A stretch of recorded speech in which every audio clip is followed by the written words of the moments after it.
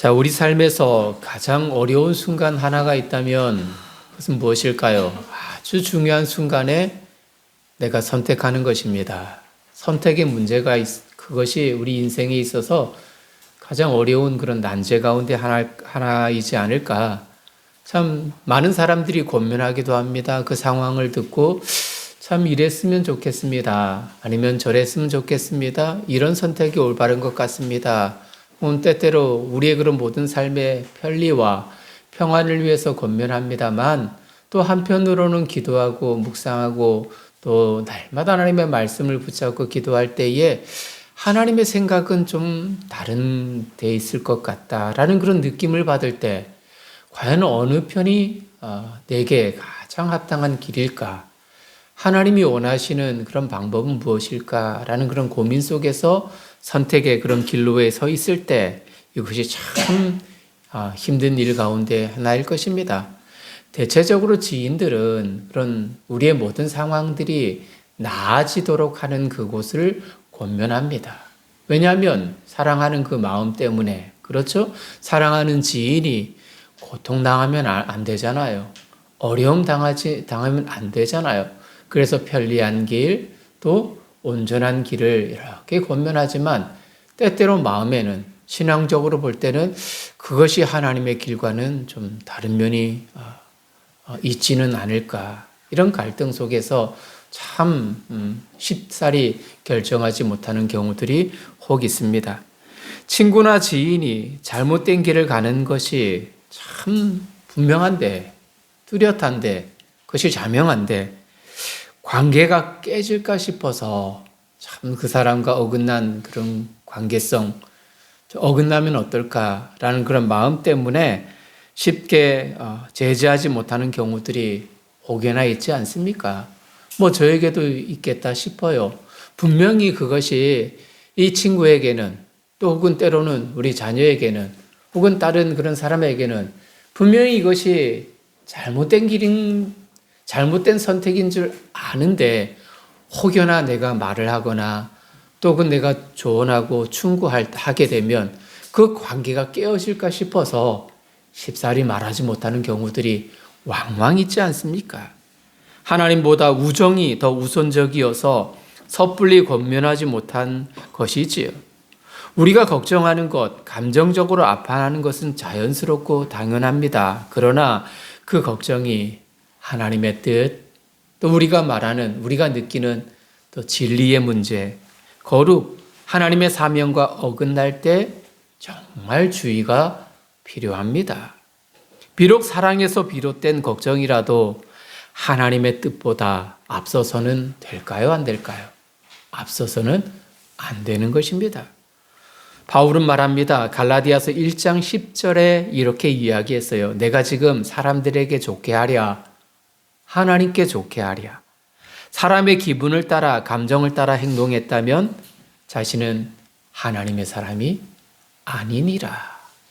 하나님의 뜻과 사람의 뜻 그 두 사이에 어떤 것을 선택하느냐? 사도 바울은 사람의 기분에 따라, 사람의 마음에 따라, 그 상태에 따라서 그들을 좋게 하기보다는 오히려 하나님께 영광을 돌리고 하나님의 일을 우선적으로 생각하는 그 선택을 기꺼이 하겠다. 비록 내가 사람들의 그런 핀잔을 듣는다 할지라도, 원망을 듣는다 할지라도 그 선택이 내게 있어서 가장 중요한 것이다.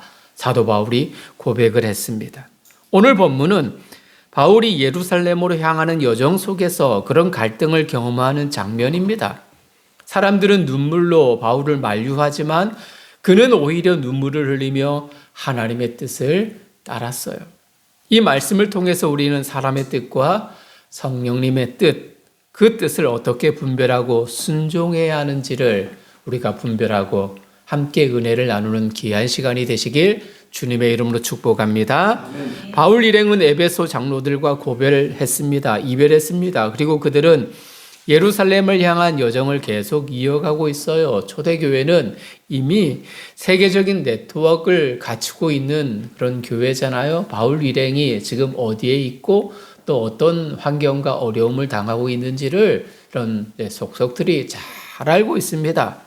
바울은 들르는 곳마다 그래서 제자들의 환영과 도움을 받았습니다. 왜? 사도 바울의 일정이 이미 많은 사람들에게 알려졌고 그 소식들이 사람들의 눈과 귀를 통해서 왕래되었기 때문에 이미 사도 바울은 하나님의 사람이고 그가 행하는 모든 것들이 복음의 가장 초석이 된다는 사실을 알고 있기에 그가 들르는 곳곳마다 제자들이 환영을 하고 그들을 환대하는 그 일들이 또 도움을 받고 도움을 주는 일들이 이어졌단 말입니다.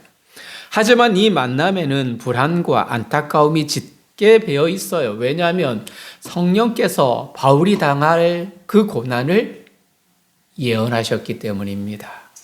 4절에 보면 두로라는 그 지방에서 제자들을 만났죠. 그들이 성령의 지시를 받습니다. 그들이 말합니다. 무엇이라고요? 예루살렘에 가지 마십시오. 바울 선생님, 제발 예루살렘으로 가지 마십시오. 이렇게 권면합니다. 간곡하게 말합니다. 그리고 이어서 우리가 살펴보았던 9절에서 12절 말씀도 보면 가이사랴 항구에 도착해서 이곳에서 예언하는 딸 넷이 있는 집에 여러 날 머물렀습니다. 이때 아가보라는 예언자가 유대 지방에서 내려왔습니다. 그리고 바울에게 와서 예언합니다. 그는 바울의 허리띠를 가지고 자기 몸을 결박한 이후에 예언하죠. 말합니다. 이 띠의 인자가 묶여 이방 사람들의 손에 넘겨질 것이라고. 이 띠의 인자가 누굽니까? 바울의 띠를 가져왔으니까 누구 거죠? 바울 것입니다. 즉 이 말 즉슨 바울이 예루살렘으로 가면 어떻게 될 것이다? 잡힐 것이다. 유대인들의 그런 사람들이 바울을 딱 배반하고 잡아서 이방인 손에 넘겨져 재판에 그런 석에 앉을 것이다라는 예언의 말씀입니다. 그리고는 바울더러 예루살렘으로 올라가지 말라고 다시 만류했지요. 즉 바울이 예루살렘으로 가면 잡혀 법정에 세워질 것을 예언한 말씀입니다. 앞으로 될 일을 알게 하신 그 이유는 성령께서 그런 예언을 주셔서 고난을 피하라는 의미, 그 의미로 이해하고 받아들였습니다. 누가? 바울을 사랑하는 지인들, 제자들과 사람들이지요. 바울을 사랑하는 마음이 아주 강해서 모두가 예루살렘으로 가는 것을 막았습니다. 체포되고 고난받을 것을 미리 알았기 때문이에요. 매우 타당해 보입니다. 그렇죠. 바울을 사랑하는 마음이죠. 여러분 사랑하는 지인이 혹은 이곳에서 아니라 다른 지역에 가게 되면 어려움 당할 것을 성령 하나님이 여러분들 마음속에 깨닫게 하셨어요. 그러면은 여러분들 두 팔을 잡고 발을 잡고 가지 말라고 만류할 것 아닙니까? 당연한 것 아닙니까? 이성적으로 생각해도 감성의 모든 부분들을 다 끌어내서 생각해 봐도 그것이 타당해 보입니다. 그러나 이 만류는 결국 하나님의 뜻을 막으려는 결과가 될 수 있었단 말입니다. 여러분 베드로 아시지요? 한때 그렇지 않았습니까? 신앙 고백을 했습니다. 주는 그리스도시요 살아계신 하나님의 아들입니다. 얼마나 아름다운 고백입니까? 주님의 칭찬을 받았습니다. 야, 베드로 너 아름다운 신앙을 고백했구나. 내 신앙 고백 위에 교회를 세우겠다. 하나님이 축복해 주셨습니다. 그런데 그것도 잠깐. 예수님께서 곧바로 예루살렘으로 가시면 고난받고 십자가에 지실 것을 말씀하셨을 때 베드로가 무엇이라고 말했습니까? 주님 안 됩니다. 만류하면서 주님을 향하여서 결코 주님께 이런 일이 이런 일이 나타나지 않을 것입니다. 라고 그는 주님을 생각해서 인지적 그 마음 때문에 그렇게 주님을 만류했습니다. 항변했습니다. 예수님은 그를 향해서 하나님의 일을 막는 것이라고 말하며 사단아 내 뒤로 물러갈지어다. 주님이 그렇게 말씀하셨습니다. 우리 생각에 옳다 여길 수 있지만 오히려 하나님의 일을 방해할 수 있습니다. 그래서 모든 내 생각이 옳다, 맞다라는 것도 내려놓을 수 있는 용기와 신앙이 우리 안에 필요한 것입니다. 사랑에서 나온 뜻이 항상 하나님의 뜻은 아닐 수 있다라는 가능성을 우리가 항상 지녀야 하는 것입니다. 계속된 말씀을 보면 아가보라는 선지자가 바울의 띠를 가지고 외친 말씀의 의미가 무엇일까요? 어떤 의미일까요? 이미 말씀드렸듯 그는 두 번에 걸쳐 예언을 했습니다. 한 번은 사도행전 11장에 보면 천하의 흉년이 될 것이다 라고 예언을 했을 때 그 예언이 어떻게 되었습니까? 이루어졌거든요. 성취가 되었거든요. 실제로 글라우디우스 황제 때 흉년이 들었습니다. 예루살렘 교회뿐만 아니라 모든 교회가 어려움을 당했어요. 그런데 특별히 예루살렘 교회가 더 그런 심한 재정적 압박이 있었습니다. 우리가 알듯 예루살렘 교회는 구제를 많이 하는 교회였지 않습니까? 가난하고 어려움 당하는 이방인들을 향하여서 계속해서 구제의 손길을 아끼지 않는 교회였기 때문에 많은 그런 심각한 재정적 위기가 도래했던 겁니다. 그런데 이럴 때 그 예루살렘 교회를 많은 교회들이 협력하여 헌금하여서 이 예루살렘 교회를 돕습니다.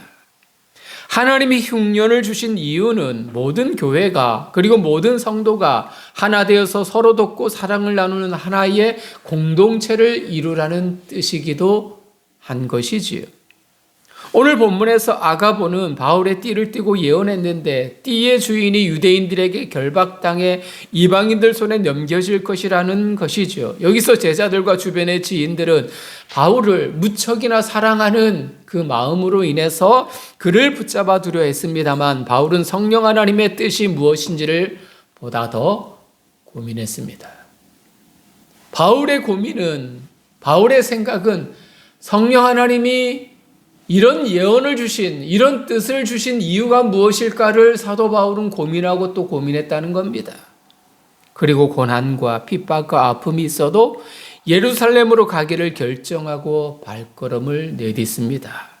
중요한 점은 성령님께서 바울에게 고난을 피하라고 하지 않았다는 이야기입니다. 그 고난을 보여주신 그 이유가 너 고난을 피해서 다른 곳으로 도망가라 혹은 다른 곳에서 복음을 전하라 라는 뜻이 아니었다는 이야기입니다. 오히려 고난이 닥칠 것을 미리 알리셨고 바울로 하여금 기꺼이 그 고난을 받아들일 것을 하나님이 그렇게 말씀해 주신 겁니다. 고난이 있어도 끝까지 하나님이 주시는 사명과 그 길을 걸어가라 말씀하시는 하나님의 섭리가 그 안에 담겨져 있는 거예요. 그리고 바울은 13절에 외칩니다. 나는 주 예수의 이름을 위하여 결박당할 뿐 아니라 죽을 것도 각오하였느니라. 성령의 예언은 고난을 피하라는 것이 아니라 고난 속에서도 흔들리지 않는 순종의 길을 준비하시는 것입니다. 많은 사람들이 바울을 아끼고 사랑하는 마음 때문에 성령 하나님의 뜻보다는 사람의 그 인지적 그 마음으로 인해서 바울을 만류했지만 바울은 도리어 성령 하나님이 고난 속에서도 그 고난을 피하지 아니하고 고난이 있음을 알고도 기꺼이 복음을 위하여 더욱더 헌신하고 열정적인 그런 삶을 살아가도록 하나님의 허락하신 것이다 라는 성령의 뜻으로 사도 바울은 받아들인 것입니다. 이것이 바로 성령님의 뜻을 따르는 삶인 것이지요. 바울의 체포 예언은 오늘 본문에서만이 아니지요. 우리가 이미 20장에서 살펴본 말씀입니다. 20장에서 에베소 장로들과의 대화 속에서도 나타납니다. 대화 가운데서 자신이 잡힐 것이고 고난 겪을 것을 알고 있었다라는 것을 우리는 이해합니다. 그는 오직 주 예수의 이름을 위해서 그 길을 지금껏 걸어왔고 지금도 걷고 있고 앞으로 나아갈 것입니다.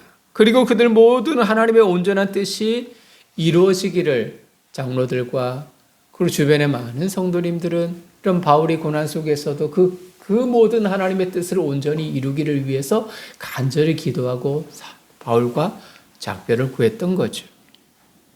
고로 우리는 깨닫습니다. 무엇을 깨달을 수 있나요? 성령께서 바울이 당할 고난을 미리 알리신 그 이유는 고난을 피하고 자신의 신변 안전을 도모하기 위해서가 아니라, 그것이 아니라 고난 속에서도 주님의 사명을 온전히 감당하고 모든 성도는 이를 위해서 간절히 기도하기를 바라시는 하나님의 마음이 담겨져 있다라는 사실을 우리는 이해할 수 있는 겁니다. 때론 고난의 길이고 외로움의 길일 수 있지만 그 길 끝에는 하나님의 영광과 하나님의 계획이 있답니다. 결국 제자들과 성도들은 이렇게 고백했어요. 14절에 주의 뜻대로 이루어지이다. 성령님의 뜻이 이루어지기를 바랍니다. 너무 아름다운 고백이지 않습니까? 이 짧은 고백은 믿음의 전환점이지 않습니까? 처음에는 바울을 막으려 했지만 성령님의 뜻을 이해한 이후에는 하나님 뜻 앞에서 자신의 모든 생각을 내려놓습니다. 주여, 당신의 뜻이 이루어지기를 원하나이다. 당신의 뜻만이 거룩해지기를 원하나이다. 그렇게 모든 것을 내려놓습니다. 우리의 기도도, 우리의 선택도 결국 이 고백으로 끝나야 하지 않겠습니까? 바울과 그를 위하는 사람들의 해석 차이가 있을 수 있어요. 바울을 걱정하는 마음으로 환난을 피하여 복음을 전하는 것이 훨씬 낫다라고 사람들은 그렇게 판단하고 생각을 합니다만, 바울은 도리어 고난과 환난 속에서도 하나님의 하실 일들을 기대하고 나아가는 것이 하나님의 뜻임을 확신했단 말이지요. 어떻게 받아들이는가의 차이인 것입니다. 같은 상황 속에서도 다른 해석이 나타납니다. 다른 해석이 필요합니다. 무엇보다도 어떤 선택이든 하나님의 통치가 더 온전해지고 강력해지는 것이 하나님의 뜻입니다. 저의 고백을 조금 하죠. 열정을 지나온 교회마다 제 나름으로는 최선을 다해서 사역을 했습니다. 정말 최선을 다해 열정을 쏟았습니다. 열정을 쏟고 사실 부교육자 시절에는 교회를 이렇게 옮기곤 하지 않습니까? 이제 이전 교회를 사임하고 이제 다음 행선지 사역지를 향해서 이제 나아가길 다 이제 약속이 된 부임 날짜까지 다 약속이 되어졌죠. 어느 날 꿈을 꿉니다. 꿈을 꿨는데 하나님께서 말씀 한 구절을 주셔요. 너희가 하나님의 영광을 보리라. 이 말씀을 주셨습니다. 선명하게 말씀을 주셨습니다. 그리고 약속한 날에 그 교회에 부임을 했어요. 꽤 큰 교회입니다. 그런데 깜짝 놀랐습니다. 큰 열린 무대가 있는데 맨 위쪽에 성경 구절이 있어요. 어떤 구절일까요? 감 잡으셨죠? 너희가 영광을 보리라. 똑같은 말씀, 꿈에 보았던 그 말씀이 그대로 있습니다.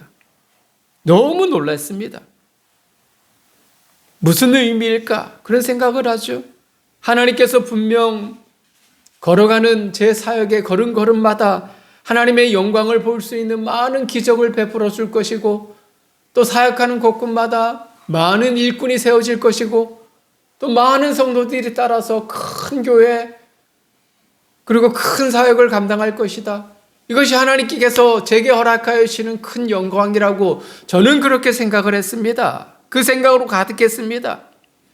여러분, 우리 입구에 들어오면서 좌측편에 그 구절이 있다고 말씀을 드렸죠. 본 적이 있습니까? 내 말이 내가 믿으면 하나님의 영광을 보리라. 똑같은 말씀입니다. 내 생각에는 많은 성도, 많은 물질, 많은 이적을 꿈꿨습니다. 그런데 성경의 해석은 분명 다른 의미죠. 이 성경 구절의 올바른 해석은 죽은 나사로가 살아나는 기적을 통해서 하나님의 전능하고 살아계신 분이심을 나타내고, 이를 통해서 하나님 존재와 능력을 눈으로 보고 마음으로 느끼는 모든 영혼들이 그리스도 예수님의 그 부활하심을 보는 그 영광을 하나님께서, 주님께서 말씀하신 그 구절입니다. 하나님이 내 안에 계시는 확신과 천국의 소망으로 살아가는 그 영광을 우리 주님이 말씀하시는 겁니다. 그런데 우리는 계속해서 현실의 것만 영광을 보리라 했는데 내 현실 속에서 물질과 건강과 사람과의 관계 속에서 더 큰 집, 더 큰 차, 더 큰 교회, 많은 성도들을 이끌 수 있는 목회의 리더십, 그것만 꿈꿔왔습니다. 저는 그것이 영광이라고 생각했거든요. 아직도 여러분들 볼 때 어때요? 작은 교회입니다. 많지 않아요. 교회의 성도님들 등록하고 또 여러 가지 많은 상황으로 해서 교회를 떠나는 그런 상황 속에 있으면서도 늘 저는 하나님께서 제게 영광을 주리라, 영광을 보리라 말씀하셨는데 언제 하나님의 영광을 볼 수 있습니까? 언제예요? 그래 왔습니다. 울며 기도하죠. 하나님 영광을 보리라 보여주신다고 약속해 주지 않았습니까? 그런데 하나님은 깨닫게 하십니다. 내가 언제 내가 꿈꾸는 그 영광을 보여주리라 약속했느냐? 언제 네가 꿈꾸는 네가 희망하는 그 영광을 내가 보리라 말씀했더냐? 내 생각과 내 판단이었던 거죠. 하나님의 영광은 주어진 환경 속에서 영혼을 사랑하고 정말 주님 세워주시는 그 십자가의 길을 온전히 걸어갈 때 하나님의 마음이 흡족한 그것으로 우리 하나님이 만족하는 영광이었던 겁니다. 저는 자족합니다. 바울이 잡히고 고통당하고 넘겨진 이런 환상과 말씀을 듣지 않았다면 하나님께서 그 예언의 말씀으로 그 두 차례나 사도 바울에게 알려주지 않았다면 그 역시도 원망과 좌절 속에 몸부림쳤을 수도 있을 겁니다. 하지만 하나님은 미리 보여주심으로 인해서 그 고난과 함께 하나님의 나라를 사도 바울이 걷도록 하셨습니다. 고난 속에서도 이것이 하나님의 뜻이라면 기꺼이 고난받고 그 고난 속에서 꽃을 피우는 복음의 그 꽃을 피우는 사명을 감당하겠노라. 사도 바울의 그런 결심이 그 안에 녹아있는 것이지요. 내 생각과 성령의 생각은 차이가 있습니다. 내 뜻이 아니라 주의 뜻대로 되기를 원합니다. 영원히 작은 교회 목사로 남아있을 수도 있습니다. 그럼에도 내 안에 믿음이 작용하여서 하나님의 나라를 꿈꾸는 소망이 사라지지 않는 그 영광을 계속해서 보기를 희망합니다. 주의 뜻이 이루어지기를 바랍니다. 이 고백은 단순한 체념이 아니라 신뢰와 순종의 표현인 것입니다. 사랑하는 성도 여러분, 우리의 삶에는 언제나 사람의 뜻과 하나님의 뜻이 충돌되는 지점이 있습니다. 때로는 사랑하는 사람의 조언이 맞아 보이지만 성령께서 말씀하시는 길이 따로 있을 수 있답니다. 그럴 때 우리는 고난이 있어도 주님의 뜻을 우리의 마음에 모셔드리고 그 길을 기꺼이 감사함으로 걸어갈 수 있는 용기와 결단과 믿음이 우리 안에 필요한 것입니다. 주변에 누군가 하나님의 뜻에 순종하려고 할 때 참 안타까워 보이지요. 눈물로 붙잡기보다 믿음으로 밀어주는 사람이 되어야 하는 겁니다. 위기의 순간이 있었습니다. 참 우리가 지난주에 계속해서 우리 성도님들 함께 기도해 주셨지요. 참 많이 기도해 주셔서 감사합니다. 참 이 자리에 있을 수 있는 것이 하나님의 은혜가 아닐까 우리 장로님 보면서 그런 마음이 듭니다. 저도 많이 놀랬고요. 시설하러 들어가셨을 때 참 의연하고 대연하게 앉아 계시는 웃으면서 웃음을 그치지 않는 한 분이 계십니다. 우리 권사님이신데 저 같으면 그렇지 못했을 거예요. 그래서 제가 질문을 했습니다. 물었죠. 왜 이렇게 걱정하지 않아요? 걱정 안 됩니까? 물었더니 권사님 하시는 말씀에 에이, 하나님이 알아서 하시겠지요. 이 한마디입니다. 어떻게 하실지 하나님이 하시면 그것이 답이지 않습니까? 저는 마음에 참 뭉클한 감동과 은혜를 경험했습니다. 그래서 저는 기도했습니다. 장로님 들어가실 때도 나오실 때도 지금도 하나님 장로님 살려주셔요. 회복시켜 주셔요. 장로님을 위해서가 아니라 죄송한데 저를 위해서. 하나님 부족하고 나약한 저입니다. 미련한 소아인 이 목사를 불쌍히 여겨주소서.